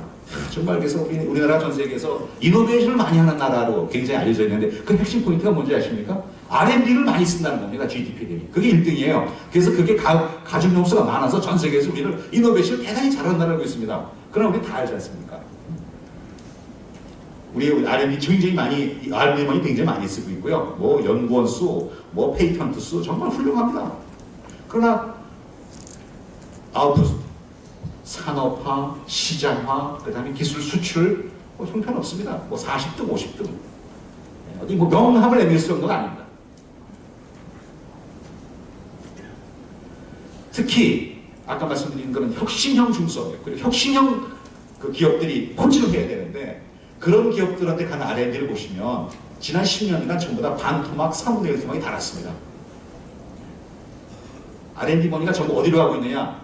가야 할 대로 가지 않고 다른 좀 그 다음 페이지를 말씀드리죠. 대학에 가서 전부 페이퍼만 쓰고 있습니다. 대학은 페이퍼 제조 공장이 됐습니다. 대학과 추진력. 아까 그래프 보고 반대죠. 지난 10여 년간 2배, 3배 늘었는데 지난 10년간 반토막 3분의 1 토막은 산업계 쪽엔 반토막 3분의 1 토막 났고 아카데미에서 페이퍼 제너레이션만 2배, 3배가 된 겁니다. 제조업 포함입니다. 이제 뭐 지금 우리 사회의 가장 큰 건 청년 실업 문제죠. 예. 우리나라 대기업하고 공기업하고 다 해가지고요 2만 개 정도 잡이 있습니다. 1년에 60만 명 졸업을 합니다. 기본이 뽑았다 그러면 30대 1입니다. 이런 적이 없었습니다. 잡이 없습니다. 제조업과 제조 관련된 서비스가 부스팅이 돼야 되는데 잡이 없어요. 아까 말씀드린 기업 경쟁력이 없으니 혁신 역량이 없으니 글로벌 시장에 나갈 수 있는 할 수 있는 물건을 만들어서 제조 능력이 없으니 고용을 못하죠. 아주 심각한 상황입니다. 잘하고 있는 나라도 있습니다. 독일입니다. 오늘 이제 미국 케이스는 우리 MIT에서 발표를 해주시기 때문에 미국 케이스 제가 미국에 굉장히 좋은 자료가 많습니다. 제가 그것은 발표를 생략을 하도록 하겠습니다. 독일 케이스입니다. 독일 전체적으로 글로벌 리세션이 있습니다만 상당히 아주 견조한 그런 경제 성장하고 있고요. 무엇보다 제일 중요한 게 실업률이 아주 굉장히 아주 낮습니다. 취업률이 대단히 높고요. 그 다음에 이 어떤 주는 뭐 거의 0%의 실업률을 얘기합니다. 원하는 사람 다 취업할 수 있다는 얘기죠. 그리고 무역 수지 흑자 아주 절대 지존입니다. 아주 강력한 무역 수집자를 갖고 있는 아주 견조한 나라입니다. 그 나라 배경이 뭐냐? 혁신형 중소기업이 들어가 있는 겁니다. R&D 퍼센트, 매출 대비 R&D 퍼센트 무려 7%, 8%. 우리나라 평균 중소기업이 1.5%인데요. 우리나라 대기업 포함해서 4%밖에 안 됩니다. 거기서 2배 정도를 투자합니다. R&D 엄청나게 투자를 하고 그리고 글로벌 시장을 바로 포지션합니다. 뭐 동네에서 내수만 가지고 하는 것이 아니고 글로벌 시장에 당당하게 내놓고 그리고 니체 마켓을 가면서 작지만 아주 강한 녀석들이 이 허리에 닿은 녀석들이죠. 이런 기업들이 이런 혁신형 중소기업들이 포진해 있는 겁니다. 이 기업들이 전 세계에 한 2,000여 개쯤 있는데 독일이 1,300개 있고요. 미국 300개, 360개, 일본이 220개. 좀 이따 말씀 오스트리아 참 재밌는 나라입니다. 인구가 800만밖에 되지 않는 나라인데 물경 116개가 있고요. 우리나라 2012년 현재 25개 있습니다. 여기서 늘지 않았습니다. 그 중에 가장 혁신의 아주 대표적인 혁신의 아이콘입니다. 이 삭소니인데요. 동독에 포함된 이 사회주의 국가였습니다. 흥독전에 90년까지. 국민소득 10,000불 정도를 얘기하던 동토의 땅이었습니다. 회사와 자본과 기술은 있었을지 모르겠습니다. 자본과 회사가 없던 그런 땅이었는데 여기에 대변형이 일어났습니다. R&D가 들어가고 그리고 기업들이 들어가고 특히 산학연, 대학 출연연구 같은 이런 R&D가 들어가면서 기업을 부스팅하는데 핵심 역량이 제조업입니다. 그래서 10여 년 만에요. 한 20년 만에 통독도 20년 만에 GDP를 한 6만 불 울산나라에 만들어놨습니다. 그 사이에 굉장히 많은 인구가 400만 명인데 기업 수가 많고요. 그래서 평균 기업이 평균 종업원 수가 10명 됩니다. 아주 작은 기업일 거라고 생각을 하시잖아요. 그런데 대부분 기업들이 제조업입니다. 아주 대단히 옵틱이라든지 반도체라든지 디스플레이든지 머티리얼이라든지 이런 거는 아주 핵심 역량을 갖고 있는 그런 작은 기업들이 성장과 고용을 모두 맡아버린 겁니다. 그러니까 GDP도 올라가고요. 그래서 실리콘 삭손이라는 별명을 불과 20년 만에 동토의 땅이 이렇게 바뀐 아주 이노베이션의 대표적 사례입니다. 오스트리아 말씀드리겠습니다. 참 재밌는 나라, 우리나라 한반도 남쪽하고 비슷합니다. 면적은요. 인구 800만밖에 안 됩니다. GDP 우리나라의 2배쯤 됩니다. 46,000달러고요. 실업률 유럽에서 가장 낮습니다. 아주 훌륭한 실업률을 갖고 있고요. 그 다음에 이노베이션 전 세계에서 구등하고 있습니다. 굉장히 낮죠. 핵심 역량이 뭐냐? 전체 30만 개, 전체에 한 30만 개 기업이 있는데, 좀 말씀드리겠습니다. 그러니까, 아까 혁신형 중소기업이 지금 전 세계에서 랭킹이 4번째로 많습니다. 즉, 독일, 미국, 일본, 그 다음에 오스트리아입니다. 116개. 굉장히 놀라운 나라죠. 그러니까, 인구 800만 명인데 116개 혁신형 중소기업을 갖고 있고요. 그 다음 116명이 전부 제조업이에요. 자동차, 미케니컬, 그 다음에 자동화, 그 다음에 메탈 프로세스, 전부 다 제조업 관련된 업종이고요. 그 중에 99.6%가 250명 미만을 고용하는 회사입니다. 대부분의 작은 회사들이 글로벌 경쟁을 가지고 단단하게 비즈니스를 하는 겁니다.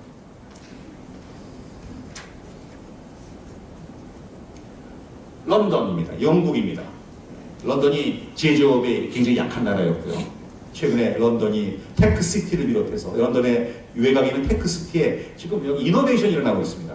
불과 4, 5년 전에 15개 정도의 기업이 있던 것이 1,300개, 최근에 2,000개가 넘었다고 합니다. 여기에 굉장히 많은 manufacturing related, fintech related, service related 이런 기업들이 여기에 포진하기 시작하면서 런던 지역의 실업률을 급격하게 떨어뜨려 놓고요. 그 다음에 영국 전체의 큰 어떤 이노베이션 그리고 어떤 매니팩처링 스타트업에 대한 그런 붐들을 만들어내고 있습니다. 그래서 브리티시 실리콘밸리라고 이렇게 별명을 붙일 정도의 아주 지금 현재 유럽에서 아주 굉장히 혁신적인 그런 모델을 만들어나가고 있고요. 그 다음 대만입니다. 대만은 굉장히 재미있는 우리가 대만에 대해서는 좀 데이터가 그렇게 많지 않아서 여러분 혹시 모르시겠습니다만 지금 작년도 2014년 기준으로 했을 때 좀 외국인 직접 투자 우리가 훨씬 많고요. 최근 3년 지난 3년간 경제 평균 경제 성장이 대만 역사상 굉장히 높은. 그러니까 우리는 전 세계가 다 힘들어하고 있는데 대만의 경제 대단히 높게 하고 있고요. 그 다음에 특히 IT 쪽 산업에서는 전년 대비 매출이 2배 이상 오르지 않으면 바보 취급을 당할 정도로 분위기가 그렇습니다. 그리고 대만의 전 세계 100대 기업, IT 기업 중에 우리나라는 여전히 지난 한 10여 년간 4개에서 변동이 없습니다. 대만은 지난 10여 년 사이에 20개가 들어갔습니다. 근데 20개 혹시 여러분 이런 기업들인데요. 여기 뭐 에이서, HTC, 그 다음에 트렌디너, AU, 에이서스, 자이언트 전부 다 잘 못 들어보셨습니다. 여러분이 구글은 들어보셨고 마이크로소프트 들어보셨고 전부 다 IT 20대 기업들 들어간 기업들 들어가 있습니다. 굉장히 부스팅이 되어 있죠. 근데 재미있는 것은 혁신을 하지 않는 기존 기업들은 스태그네이트 때가 오히려 정체 또는 감소하더라는 겁니다. 이 포모사는 대만의 대단히 큰 기업입니다. 혁신하지 않습니다. 안주합니다. 그런 조직과 그런 기업은 스태그네이트, 그로스하지 않고 성장하지 않고 정체한다. 이게 대만의 교훈입니다. 그래서 대만 굉장히 아까 앞에 김정은 의원께서 말씀 굉장히 훌륭한 에코시스템을 갖고 있습니다. 대기업과 중소기업의 그냥 훌륭한 에코시스템, 그 다음에 산업과 산업의 프렌들리한 정책들 등등 갖고 있고요. 그래서 특히 이 대만의 아주 작은 기업도 그냥 기업들의 기업가 정신, 중소기업 하는 기업가 그냥 훌륭한데 그러다 보니까 전체적 사회 분위기가 우리는 사실 우리 사회에는 리스크 매니지먼트가 아주 큰 지금 밸런스를 갖고 있습니다. 그렇지만 리스크, 기업의 본질은 그리고 비즈니스의 본질은 리스크 매니지먼트가 리스크 테이킹입니다. 리스크 테이킹 or die 이겁니다. 대만은 그걸 좀 하고 있습니다. 그래서 리스크 테이킹을 하면서 점프업을 하는 거죠. 우리가 지금 필요한 게 이건 거라서 그런 겁니다. 중국입니다. 제가 지난달에 한국 광동성 경제협력 포럼 때문에 중국을 다녀왔습니다. 여러분 중국이 어떠실지 모르겠는데 중국이 지금 그 R&D 폴리시에 관련해서 지금 나올 얘기인데 너무 제가 소개하고 싶어서 말씀드렸습니다. 광동성 하나만 중국 과거 광동성 분원 그래서 48개 출연연과 대학이 있는 엄청나게 큰 그런 우리나라 연구원, 연구소만큼 갖고 있을 정도의 큰 갖고 있습니다. 근데 거기서 보시면 지금 현재 대충 지금 평균 중국하고의 각 분야별 평균 기술력이 1년 내입니다. 분명 심지어 0.7년도 있고요. 뭐 계속 평균 1년 내입니다. 그러니까 1년밖에 되지 않습니다. 평균적으로 봐서. 그런데 지금 거기에 굉장히 중요한 이노베이션. 중국이 지금 무슨 걸 하고 있냐면 이노베이션을 굉장히 중요해요. 혁신을 하기 위해서 퍼블릭 서비스 플랫폼을 강화시켜야 되겠다. 그래서 출연연이나 대학의 이런 공적 인프라들을 퍼블릭 서비스 플랫폼 강력하게 만들고 그 다음에 중요한 얘기입니다. 커머셜라이제이션. 상업화를 해야 된다. 여기에 대단한 방점을 짓고 있습니다. 그리고 산학협력, 아카데미아, 인더스트리 콜래보레이션 굉장히 중요한 방점이고요. 그리고 혁신적인 중소기업을 키워야 되겠다. 이게 혹시 중국의 정책이라고 보이시니 우리나라 한국 정부의 정책 같지 않습니까? 우리랑 비슷합니다. 이미 비슷합니다. 그리고 뭘 하려는 게 명확합니다. 우리가 잘 못하는 부분도 저기 포커싱하고 있는 거고요. 자, 그런 케이스를 봐서 이제 우리 가야 될 게 나왔습니다. 예, 우리 지금 뭐냐면 혁신적 역량을 갖고 있고 이노베이션 할 수 있는 제조기업을 글로벌로 띄워줘야 됩니다. 그래서 그거를 가능성 있는 그런 특히 이 중소기업들 정말 기술력 있는 역량들 기업들을 지원해서 이런 히든 챔피언 세계 시장을 누비는 그런 혁신형 기업으로 만들어주는 게 대단히 중요합니다. 고용 부분에서 성장도 대단히 중요하고요. 자, 그런데 가장 중요한 게 뭐냐? 사람입니다. 예. 사람이 없습니다. 우리나라의 박사학위 가지신 분의 83%가 대학 실현에 앉아 계십니다. 12%가 대기업이고요. 4%가 중소기업이 계십니다. 그러니까 대부분 어디가 계시냐? 실현이라고 대학에 앉아 계시다. 앉아 계셔서 뭐 하고 계시냐? 논문 쓰고 계시다 이겁니다. 15조, 16조 되는 국가 R&D 모니 가지고 전부 논문 쓰고 있다. 에브리바디. 삼성이 돈 벌어와, 현대가 돈 벌어와. 아까 보셨잖아요. 삼성, 현대, 그거 보셨잖아요. 얼마나 아슬아슬합니까? 10억 불러가니 100개도 안 됩니다. 수출. 안주하고 있다 이거. 전부 This is not of my business. 이런 생각하고 있다. R&D 패러다임 바꿔야 돼요. 실험실에 앉아서 혁신을 얘기하면 안 됩니다. 시장과 비례되어 있어 혁신이 있을 수가 없습니다. 지금 아까 말씀하신 앞에 우리 MIT 교수님 말씀 혁신은 처음 레퍼런스가 뭔지 아십니까? 시장입니다. 마켓에서 웰컴되는 혁신이 아닙니다. 시장과 비례되어 있습니다. 우리나라. 그래서 이걸 철저히 연결시켜야 됩니다. 마켓, 글로벌 시장과 얘기하는 이런 패러다임을 만들어야 됩니다. R&D 패러다임 식도 바꿔야 되고 우리 마인드셋을 바꿔야 된다. 정부의 대표는 뭐냐? 뭘 개발하기 위해서 뭐 하는 것이 아니고 그 패러다임에 그런 서클이 돌아가도록 이런 선순환이 되는 이런 지원을 만들어줘야 된다. 이제 논문 가지고 뭐 얘기하는 거 좀 그만했으면 좋겠다. 랭킹 얘기하고요. 무슨 논문 가지고 대학을 얘기하고 논문 가지고 무슨 이게 아니라 마켓 가지고 얘기하죠. 그래서 모두를 믿어가지고 이것은 결국 경쟁력, 마켓 가지고 하는 이런 패러다임과 이런 마인드셋이 만들어요. 우리나라가 제일 아까 일본에서부터 가장 우리가 지금 제일 취약한 부분이 어디냐? 바로 이런 부분입니다. 이 소재 부품. 정말 해결해야 됩니다. 이런 부분이 몽땅 우리나라가 제조 강국이고요. 굉장히 많은 자동차들 만들고 배를 만듭니다. 이런 부분 다 사와요. 전부 다 수입합니다. 지난 30년간 여러 번 시도를 하고 R&D 했습니다. 전부 논문만 쓰셨고 한 번도 석세스 못했습니다. 전부 다 사오고 있습니다. 지금도 여전히 이런 거 해야 됩니다. 기업가 정신 가지고 해야 돼요. 그 다음 우리 제조업 경쟁이 굉장히 중요한 게 뭔지 아십니까? 예, 첨단도 중요하거든요. 그래서 우리가 용접이든지 웰딩 그리고 코팅과 이런 뿌리 산업을 우리 갖고 있다는 겁니다. 이 뿌리 산업의 기업가들이 거의 이제 보사 직전입니다. 그리고 이 기업을 어떻게 인크레이지 대학이나 우리 오피니언들이 어떻게 인크레이지 해주고 어떻게 부스트 해주냐가 우리 제조업 경쟁이 밑바닥입니다. 이거 없이 제조업 경쟁력 사상 누각입니다. 뿌리 산업에 대한 임팩트, 그리고 그거에 대한 투자, 그리고 그거에 대한 인커리지, 인력 이런 부분들이 지금 총체적으로 들어가야 됩니다. 그리고 글로벌 R&D, 국제협력인데요. 그동안에 국제협력 R&D 보면 전부 다 연구자들만의 모임입니다. 대학과 대학, 연구소. 기업이 붙어야 됩니다. 기업이 인게이지가 돼야 되고 기업이 스텝스톤 투 글로벌 마켓을 하기 위해서 글로벌 리서치를 할 수 있는, 그래서 반드시 기업가가 연결되는 그런 글로벌 R&D가 연결이 된다. 이것이 핵심 포인트입니다. 저는 우리 사회에서 가장 필요한, 우리 사회의 가장 문제가 뭔지 아십니까? 엘리트일수록 도전하지 않는다 이겁니다. 엘리트일수록 안주한다 이겁니다.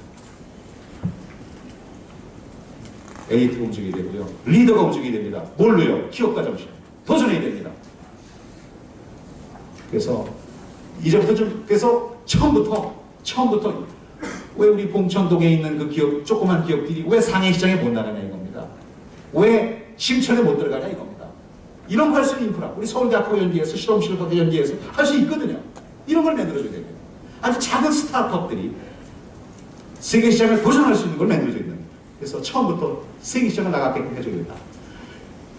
뭐 어디가 논문 가서 뭐 노벨상을 타고 논문 가서 상, 이거 더 이상 그거 훌륭한 기술 치지 말자. 훌륭한 기술은 시장에서 먹어주는 기술이다.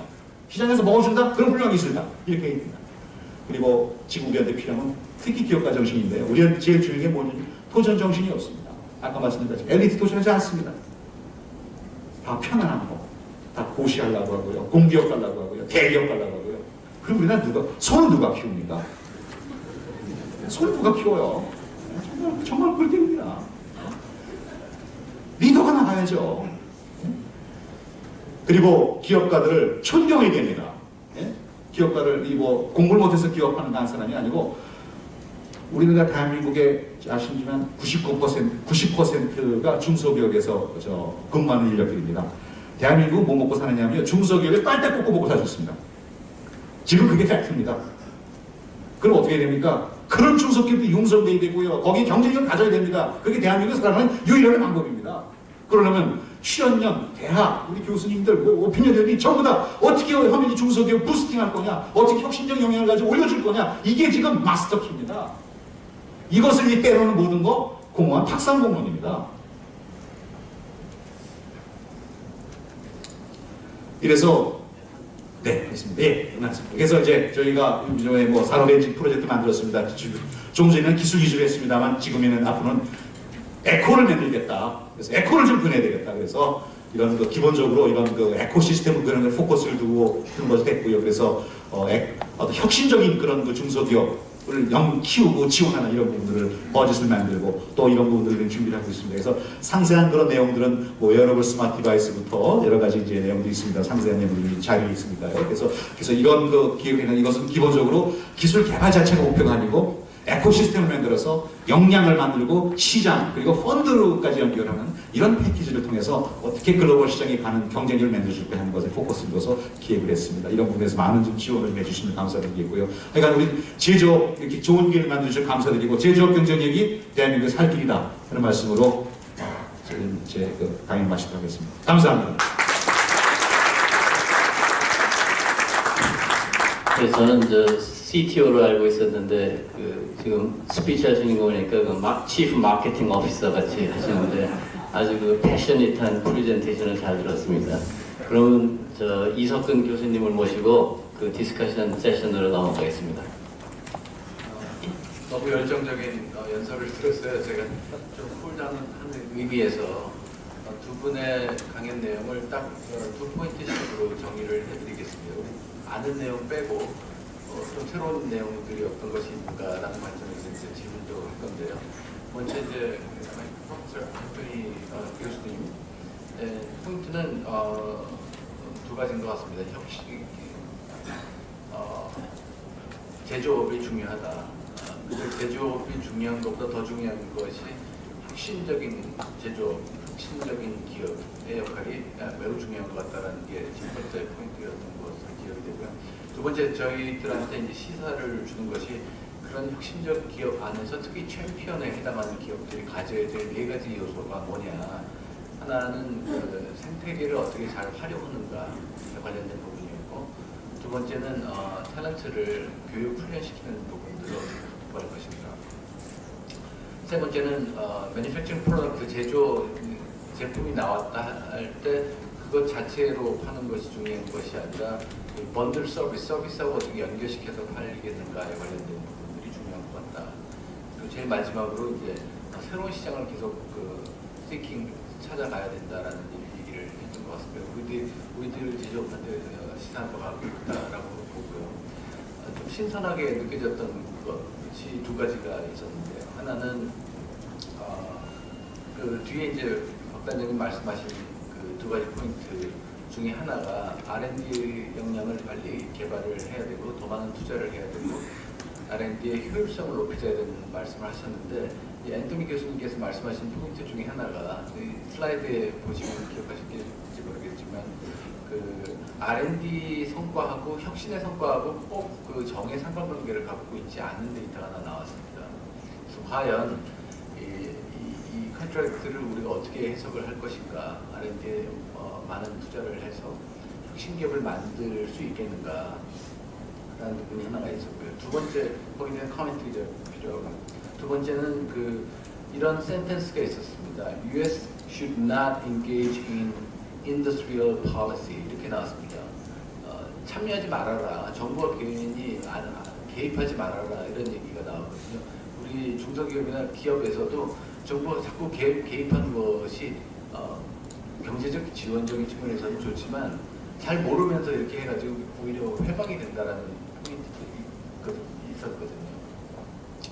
그러면서 동시에 뒷부분에 가면 그 인더스트리얼 컴플렉스 또는 커먼스 해가지고 오바마 대통령이 얘기했던 것처럼 invest here, manufacture here 이렇게 미국 정부도 금방 얘기했던 그런 센텐스하고 모순되게 또 개입을 하면서 어떤 컴플렉스나 클러스터를 만드는 그런 정책을 하고 있습니다. 거기에 대해서는 두 가지가 컨트랙트가 있으면서 동시에 우리가 또 느끼고 있는 정부의 개입이나 관여에 대한 어떤 효율성 이런 부분에 대한 포인트가 있어서 설명이 좀 있었으면 좋겠다는 것이 있고요. 단장님 말씀 중에는 두 가지입니다. 첫 번째는 SME 역할이 굉장히 중요하다. 우리가 너클킹 중간에 끼어 있는 중국으로부터의 추월, 그다음에 이제 선진국하고의 갭을 어떻게 메워갈 것인가에 관련돼서 전략적 띵킹이 필요하고 그것이 굉장히 위기이다라는 포인트가 하나 있었고 그 안에서 SME의 역할들, 중소기업들의 역할들이 매우 중요하다. 포인트. 두 번째 포인트는 역시 이제 말씀드렸던 이제 R&D에 대한 effectiveness를 올려야 된다. 박사들 페이퍼 쓰는 것보다는 좀 더 제품을 만드는 쪽으로 연구가 진행돼야 될 것이다. 이런 부분인데 카멘트는 그겁니다.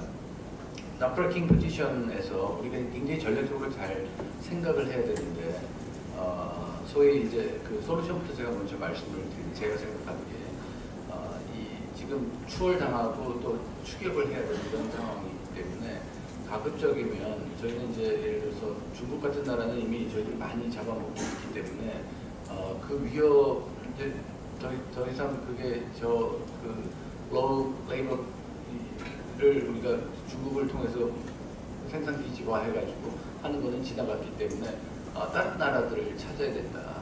예를 들면 미얀마라든지 베트남이라든지 기술 수준이 우리하고 갭이 굉장히 있으면서 또 동시에 노동력, 인건비들이 굉장히 싼 나라들을 기술을 이전을 해주면서 또 어떤 생산 기지화를 중국 우리가 그렇게 했던 것처럼 누리면서 또 이렇게 성장하고 있는 중국 시장 같은 경우 또는 인디아 시장 같은 경우에 수출 시장화 만들 수 있게끔 빅픽처 띵킹을 해서 어떻게 보면 원 에이시아 매니팩처링 클러스터라든지 카만을 만드는 그런 생각들과 전략이 있으면 좋겠는데 거기에 대한 어떤 우리 그 CTO로서의 생각은 어떤 것이 있겠는가 이런 부분이고요.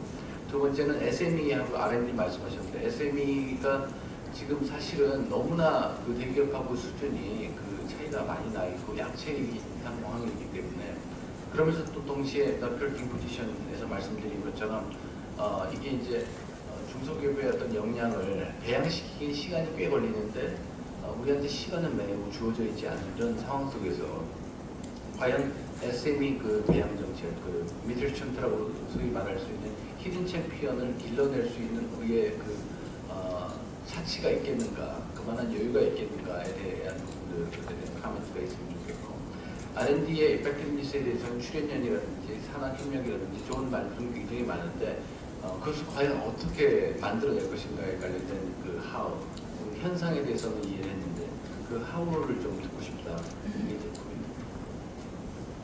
네, 감사합니다. 정리를 아주 잘 해주셨는데요. 지금 한 5분밖에 안 남았으니까 그 두 스피커께서 간단 명료하게 대답해 주시면 고맙겠고, 그다음에 오늘 홀대에 여기 계실 테니까 여기 참가자 중에서 무슨 다른 특별한 질문이 있으시면은 그 두 분이랑 그 말씀하셨으면 감사하겠습니다. So Brian, you want to start first? So if I understood I think the second question, sort of the comment on industrial policy. So the United States, we don't want to pick winners, is what I meant by not having an industrial policy, but instead to think about having an innovation policy, where the government provides fuel to the market and to the ecosystem in things such as providing tax incentives to large companies to invest in small companies, but not for the government to get involved in what they should be, what companies or what sectors they should be investing in. So take a hands-off approach, and so let the market and peer, both industry and academic review, sort of let the winners be selected in a more competitive way. 박 교수님. 네. 네. 예, 그 질문이 중에 이제 먼저 이 SME들, 그러니까 우리 그 혁신형 중소기업을 어떻게 이제 빨리 육성할 수 있겠느냐 이제 그런 것도 먼저 말씀드리겠습니다. 사실 저는 우리나라가 굉장히 좋은 그런 좀 환경 가운데 있는 것이 저는 그 스타트 포인트 오늘 좀 우리 좀 포럼을 좀 하고 계십니다. 사실은 우리 대학에 사실은 지난 10여 년간 그 대학의 그 활동들이 굉장히 이 글로벌 라이제이션이라고 표현되고 또 어떤 연구력들이 대단히 좀 올라갔습니다. 이제 그 방향을 사실은 조금 물기를 좀 돌려주기만 하면 될 거라고 생각합니다. 그래서 저는 핵심 키워드는 대학에서 저희 공과대학에서 1년에 한 100개씩 정도 창업을 좀 하고 그 다음에 한 100개 정도씩 이 기업 지원을 좀 해서 역내 기업들을 부스팅을 좀 해주고 뭐 이런 충분한 역량과 그 다음에 지금 현재 리소스라는 이런 부분이 퍼스트라는 이런 인프라 대단히 아주 훌륭합니다. 서울공대 같은 경우에 이미 중소기업을 지원하는 컨설팅도 시작을 하셨습니다만 그런 액티비티들이 굉장히 좋은 시초라고 생각이 들고요. 그래서 사실은 기존의 현재 기업과 유리되어 있는 그런 부분들을 연계하는 연결고리만 좀 찾아주더라고요. 굉장히 많은 우리 학자님 계십니다. 학자님도 좀 창업하시는 경험이 있으시기도 한데요. 그래서 그런 부분들이 그런 스타트업을 만들고 벤처를 만들고 뭐 이런 정신들이 기업 대학 내에서 좀 만들어지고 출연료는 포함입니다. 그리고 그런 부분에서 어떤 정부의 지원이 좀 들어가면서 그것이 부스팅 되면 자연스럽게 지금 현재 어떤 이 졸업생들의 취업 이슈도 해결될 수 있을 뿐만 아니라 실제적으로 현장과의 대리 기업과의 풀려지면서 창업 그리고 기업 지원 이런 부분들이 우리나라에서 가장 글로벌력이 있는 데가 저는 대학 실험이라고 생각합니다. 이 리소스를 기업의 혁신 역량과 연계시켜서 부스팅해 주는 것이 가장 효과적인 방법이라고 생각합니다. 예, 감사합니다. 두 분 프레젠테이션에 의하면은 제조업이 경제에 미치는 역할이 중요하다는 것은 전부 동의하신 것 같고. 차이는 각 나라마다 어떻게 할 것인가가 이제 차이가 있는데 제가 보기에도 이제 한국도 기술이 많이 발달해 있으니까 벤치마킹 모드에서 빠져나와서 어떻게 하면 이노베이션 모드로 갈 수 있느냐를 찾는 게 가장 큰 길이라고 생각합니다. 그리고 저희 MIT에서도 경험으로 보면은 저희가 패턴트 받아서 커머셜라이즈한 게 대기업보다는 주로 중견, 중소기업이 하고 있습니다. 왜냐하면 대기업만 돼도 새로운 걸 받아서 바꾸기가 상당히 어렵기 때문에 한국도 앞으로는 그런 중견, 중소기업에서 새로운 기술이 많이 나오리라 믿으면서 세션 1을 컨클루드 할까 생각합니다. 감사합니다.